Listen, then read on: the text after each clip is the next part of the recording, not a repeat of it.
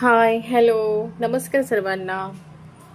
आज हृदयाला स्पर्श करणारा असा एक प्रसंग मी पाहिला, तो तुम्हा सर्वांसोबत शेअर करत आहे.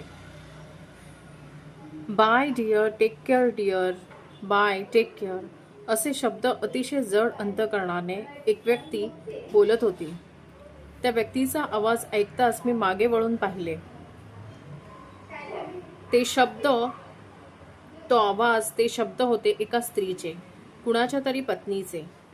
एक पत्नी आपल्या पतीला अतिशय जड अंतकरणाने निरोप देत होती.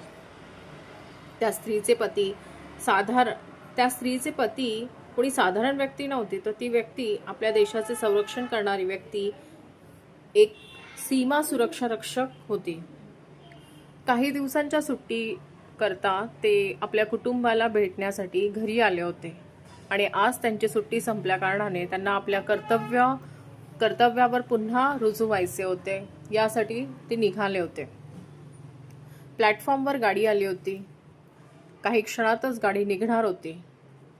गाडीचा हॉर्न वाजला. गाडी हळूहळू पुढे जाऊ लागली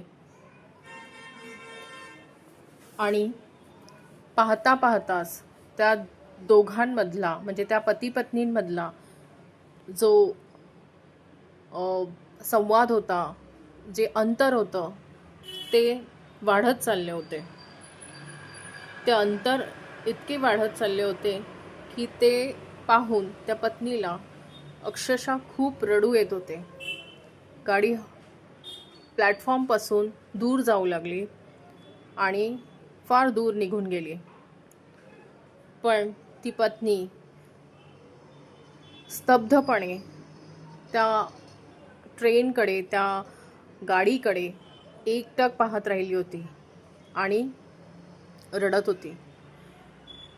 हा प्रसंग तिथे उभे असणाऱ्या प्रत्येक व्यक्तीच्या डोळ्यात अश्रू आणणारा असा होता.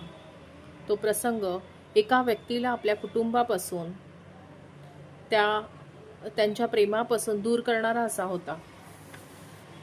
असे अनेक सैनिक, फौजी आपल्या देशाच्या प्रती आपले कर्तव्य बजावत आहेत.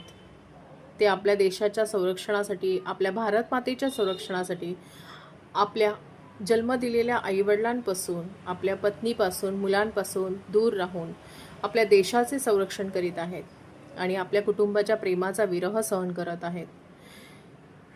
हे सगळं पाहून या क्षणी माझ्या मनात फक्त एकच विचार आला की देवा, आपल्या सैनिकांना आणि त्यांच्या कुटुंबाला हा विरह सहन करण्याचे धैर्य आणि सामर्थ्य त्यांना तू दे.